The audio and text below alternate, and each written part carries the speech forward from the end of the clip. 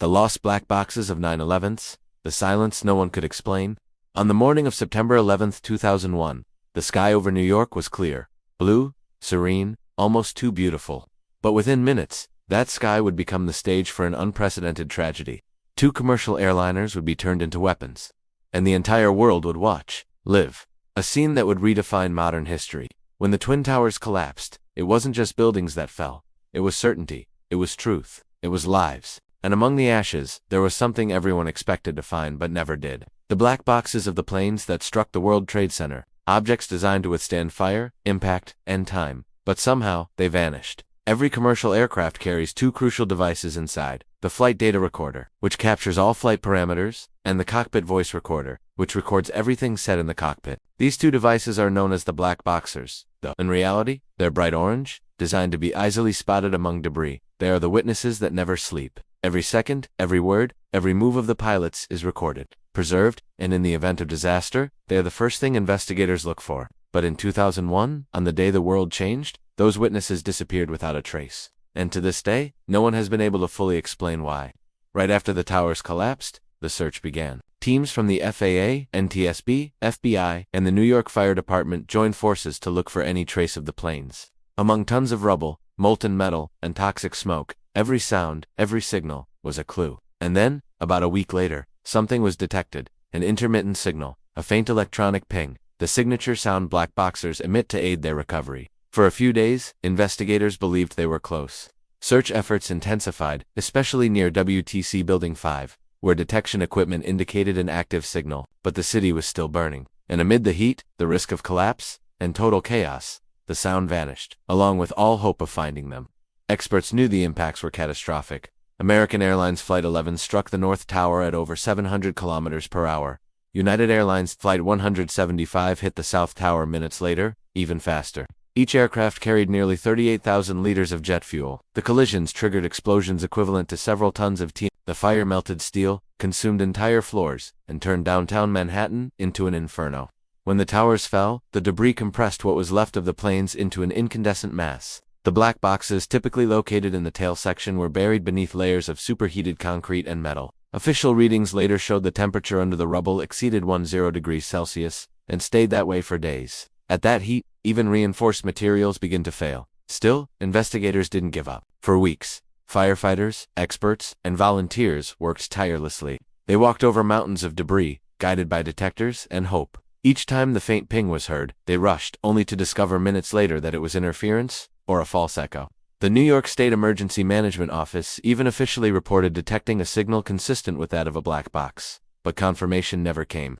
Between September and October 2001, thousands of tons of debris were cleared from Ground Zero. Fragments of engines, wings, cockpit sections, seats, fuselage, all were catalogued. But of the 4 black boxes from the 2 planes, nothing, not a single piece, not a single fragment. Official investigations offered plausible explanations. According to NTSB experts, the energy released during the impacts and subsequent collapse could have completely destroyed the recorders. Black boxes are designed to withstand impacts up to 3,400 G in temperatures, up to 100 degrees Celsius for 1 hour. But the collapse of the towers was no ordinary accident. It involved multiple impacts, prolonged fires, secondary explosions, and thousands of tons of falling steel. It was possible, though unlikely, that the boxes had been utterly destroyed or melted. Even so, many engineers and specialists consider the case exceptional. Rarely in modern aviation history has an accident resulted in the total loss of all recorders. But on September 11th it happened twice. As months passed, the topic faded. The other 2 flights, AA-77, which hit the Pentagon, and United 93, which crashed in Pennsylvania, had their black boxes recovered. From them, data and recordings were extracted, helping to reconstruct what happened on board. But the planes that hit the Twin Towers remained silent. In the official reports, the statement is short and cold. No flight recorders were recovered from the aircraft that struck the World Trade Center. But behind those words lies an absence that still echoes today. Without the black boxes, we will never know what the pilots saw, said, or tried to do in their final moments. There are no voices, no data, no definitive answers. From the other flights, cockpit recordings revealed courage, despair, and humanity. On Flight 93, for example, we can hear the moment passengers fought to take back control of the plane. But on Flights 11 and 175, silence reigns. The only known sounds are partial communications with air traffic control. Fragments of voices, broken words, nothing more. The black boxes were the last chance to truly understand what happened up there, but the tragedy was so violent that even truth itself was lost to the flames. Over time, the mystery of the missing black boxes became a symbol, a reminder that not every story can be told to the end. For experts, it's a technical rarity. For the victims' families, it's a wound that never healed. And for history, it's an enigma, a missing piece in an already unbearable puzzle. The silence of the black boxers is perhaps the most haunting echo of September 11th, not the sound of destruction, but the sound of what was never heard. Even without the recorders, investigators managed to reconstruct the final moments of the flights. They used radar data, radio transmissions, and phone calls made by passengers on board. Through that, they could confirm routes, maneuvers, and speeds. But nothing replaces what was inside the cockpit. Nothing replaces the human record, the words, the cries, the fear, and perhaps, in the end, that's what disturbs us most. Not knowing what was said in those final seconds, not knowing how the silence began. Beneath the World Trade Center Memorial, remnants of the original towers still remain. Down there, pieces of the past lie buried under layers of concrete.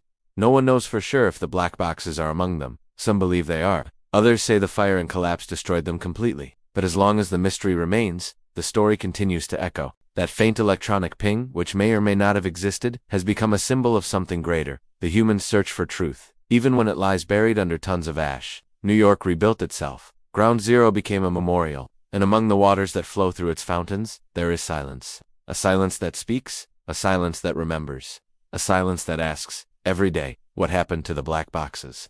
Maybe we'll never know. Maybe we'll never find them. But as long as someone keeps asking, the mystery stays alive. Black boxes are built to survive the impossible. But that day, even they fell silent. And in that silence, 9/11 still speaks to us, not in words, but in echoes, in memories, in unanswered questions.